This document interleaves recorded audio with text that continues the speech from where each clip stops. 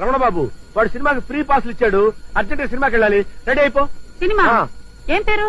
నా పెళ్ళం నీ మొగుడు. అదేం సినిమా అండి? నేను దేవుడి సినిమాకి అయితేనే వస్తా. కామాక్షి పెళ్ళయి 6 సంవత్సరాలైంది, ఇంతవరకు శ్రీకృష్ణలీలు, స్వామి అయ్యప్ప మహిమ, భక్త తుకారాం ఇలాంటి భక్తి సినిమాలకు వెళ్ళాం గానీ ఒక సోషల్ సినిమాకి వెళ్ళావా? ఇవాళ సినిమాకి వెళ్ళకపోతే నా పరువు పోతుంది, నువ్వు రెడీ అయిపో. తప్పదంటారా? తప్పదు కామాక్షి. మరి మరి ఏంటి మరి?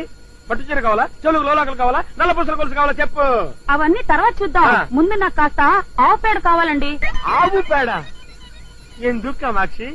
నీళ్ళలో కలిపి పానకం చేసి గ్లాసులతో పట్టిస్తావా నాకు నువ్వు?